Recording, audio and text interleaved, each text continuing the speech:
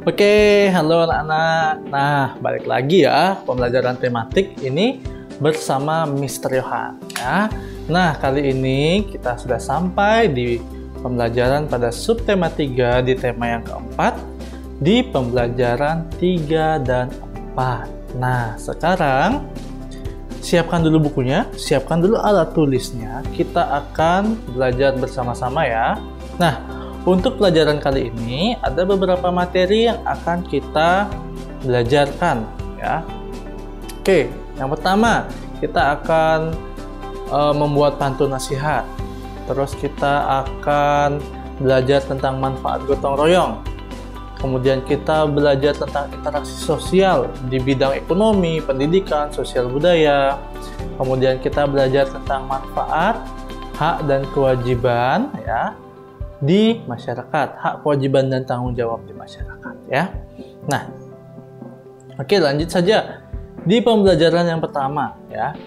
Pantun, masih ingat nggak tentang pantun? Ya, pantun itu adalah suatu karya puisi lama yang memiliki makna di dalamnya. Ya. Pantun itu ciri-cirinya dia memiliki saja ABAB, satu bait terdiri dari 4 baris. Terus dia terdiri dari 8 sampai 12 suku kata ya, itu ciri-ciri pantun. Nah, sekarang pantun itu memiliki jenis ya. Sekarang kita akan belajar tentang jenis pantun nasihat. Nah, pantun nasihat itu adalah pantun yang berisi nasihat atau pesan yang ingin disampaikan kepada orang banyak. Nah, pasti anak-anak sering dengar ya kalau di TV itu, masak air biar mateng, masak air biar mateng. Pasti pernah dengar seperti itu ya. Itu bukan termasuk pantun nasihat ya, tapi sekarang Mister akan kasih contoh pantun nasihat. Oke, dengerin ya. Jalan-jalan sore bersama teman, ternyata hujan turun rintik-rintik. Jangan lupa mencuci tangan, pakai sabun dan gosok selama 20 detik. Nah, seperti itu ya contoh pantun nasihat. Jadi nanti anak-anak kalau Mister minta buat pantun nasihat, anak-anak buat yang maknanya atau isinya itu adalah nasihat. Oke. Nah, kalau pantun nasihat itu biasanya pantun yang diberikan untuk menasihati orang banyak ya. Kemarin pada pembelajaran di tema 3 dan tema-tema sebelumnya kita juga belajar tentang gotong royong. Nah, sebelum itu gotong royong itu apa ya? Gotong royong itu adalah kegiatan yang dilakukan oleh orang banyak ya, untuk tujuannya apa?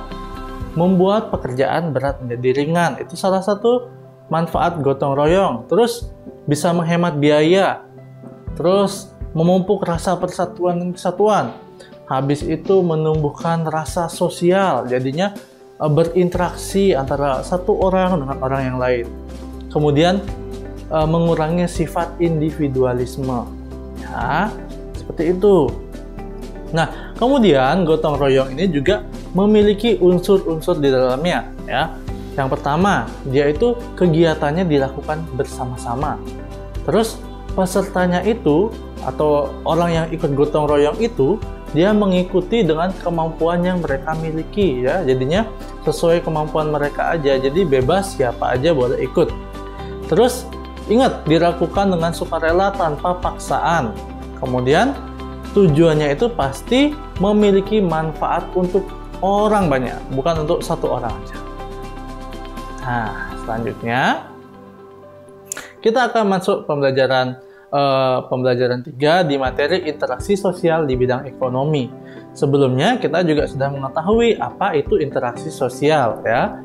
Interaksi sosial itu adalah hubungan antara individu dengan individu, individu dengan kelompok atau kelompok dengan kelompok.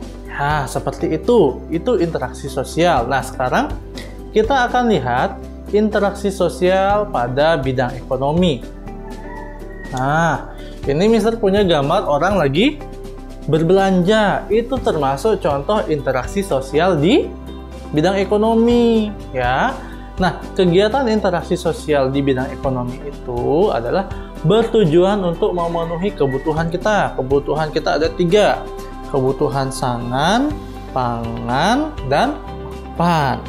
Kalau sangan itu tentang kebutuhan pakaian. Kalau pangan itu meliputi kebutuhan makanan. Dan kebutuhan papan itu adalah kebutuhan tempat tinggal atau tempat berteduh. Nah, itu salah satu contoh interaksi sosial di bidang ekonomi. Tapi karena sekarang pandemi, kita juga sudah agak takut nih pergi ke pasar. Itu interaksi sosialnya sekarang bisa melalui belanja online. Ada Tokopedia, ada Shopee, ada Lazada, dan banyak lagi. Ya. Kemudian kita kalau juga pakai GoFood atau GrabFood itu juga termasuk interaksi sosial di bidang ekonomi. Ya, jadi interaksi sosial itu bisa dia melalui gadget sekarang ya, karena pandemi ini. Nah, seperti itu. Nah, sekarang kita sudah masuk di pembelajaran 4 pada subtema 3. Ya, itu kita akan mengetahui atau menggali lebih dalam tentang tradisi berpantun. Di mana sih tradisi berpantun itu dilakukan? Nah, tradisi berpantun ya, itu biasanya dilakukan oleh masyarakat Betawi seperti pada gambar itu ya. Nah, tradisi ini dilakukan saat seorang laki-laki meminang ya, atau saat dia ingin menikah dengan perempuan pujaannya. Waduh. Ya, tradisi berpantun ini oleh orang Betawi itu disebut tradisi palang pintu ya. Seperti ini nanti si lelakinya itu, keluarga lelakinya itu datang ke rumah wanitanya, kemudian disambut di depan rumah wanitanya itu oleh si keluarga wanitanya. Kemudian mereka saling berbalas pantun. Nah, itulah tradisi berpantun yang ada di masyarakat Betawi. Ya, lanjut. Nah, tadi sudah ada di bidang ekonomi, Mister jelasin. Sekarang kita lihat 2 bidang lainnya.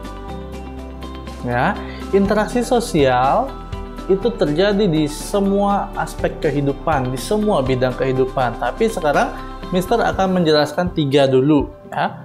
Yang pertama di bidang pendidikan, di bidang sosial budaya, kemudian di bidang ekonomi. Nah, kalau di bidang pendidikan itu adalah interaksi sosial yang terjadi antara guru dengan murid, ya, atau guru ya dengan orang tua siswa. Bisa juga misalkan interaksi seperti ada gambar ini, itu contoh Mister berinteraksi dengan murid-murid yang Mister ajarkan ya. Kemudian ada lagi interaksi di bidang sosial budaya, yaitu interaksi yang kita lakukan dengan lingkungan di mana kita berada. Nah, ini contohnya waktu Miss dan Mister itu membagi-bagikan sembako ke driver Gojek online-nya. Ya, itu termasuk interaksi sosial, interaksi di bidang sosial budaya. Kemudian yang ketiga, interaksi di bidang ekonomi. Ya, sudah jelas itu adalah interaksi saat kita melakukan kegiatan transaksi jual beli yang bisa di pasar, di supermarket, di mall, di matahari atau dimanapun itu. Ya. Nah, selanjutnya kita akan belajar hak, kewajiban, dan tanggung jawab. Tapi sebelumnya, Mister akan sedikit menggali sedikit atau kok belibet ya. Mister akan mengulang sedikit apa itu pengertian hak, kewajiban, dan tanggung jawab. Oke, pengertian hak. Hak itu adalah segala sesuatu yang kita dapatkan. Itu hak. Kalau kewajiban itu segala sesuatu yang harus kita lakukan. Nah, beda ya. Kemudian ada yang namanya tanggung jawab. Tanggung jawab itu adalah kesadaran kita untuk melakukan suatu kegiatan dengan penuh dengan sungguh-sungguh. Itu namanya tanggung jawab. Jadi kita melakukan sesuatu itu dengan sungguh-sungguh. Nah, di lingkungan masyarakat, hak, kewajiban, dan tanggung jawab ini juga memiliki peran yang sama. Nah, kita lihat ya. Dari hak kita di masyarakat itu boleh kita bilang kita mendapat atau menikmati lingkungan yang bersih, itu hak kita. Kita dapat jaminan keamanan, itu hak kita juga. Kita boleh menyampaikan pendapat waktu rapat, itu hak kita juga. Jadi itu 3 contoh hak yang kita dapatkan di masyarakat, ya. Ini misal sebutkan 3, tapi di bukunya anak-anak bisa lihat contoh-contoh lainnya. Kemudian kewajiban. Kewajiban itu kita harus ya menjaga ketertiban, saling menghormati antara teman, antara sesama, dan harus saling menjaga kebersihan. Ya, itu kewajibannya. Lalu tanggung jawab itu kita ikut pemilihan ketua RT, habis itu kita buang sampah pada tempatnya. Terus kita ikut juga kerja bakti. Nah, itu adalah masing-masing 3 contoh hak, kewajiban, dan tanggung jawab di lingkungan masyarakat. Nah, kita review dulu. Oke, tadi kita sudah belajar tentang pantun nasihat. Ya, pantun nasihat itu adalah pantun yang memiliki makna atau nasihat-nasihat di dalamnya. Kemudian kita belajar apa tadi? Interaksi di bidang ekonomi, interaksi di bidang pendidikan, di bidang sosial budaya. Kita belajar juga tentang apa tadi? Tradisi berpantun. Ya, dan kita belajar yang keenam tentang hak, kewajiban, dan tanggung jawab di masyarakat. Nah, untuk latihannya, supaya anak-anak lebih mendalami materi, anak-anak bisa kerjakan, bisa buka bukunya di buku modul halaman 41. Itu ada latihan anak-anak kerjakan ya. Jadi anak-anak mengerjakannya di buku latihan. Itu halaman 41, ayo berlatih ya. Oke. Baik, sekian saja video pembelajaran kali ini. Mister harap anak-anak semua sehat, semua baik-baik saja keadaannya. Sampai jumpa di kelas ya. Semoga kita bisa bertemu secepatnya ya. Sekarang kita hanya bisa bertatap lewat virtual. Oke. Terima kasih.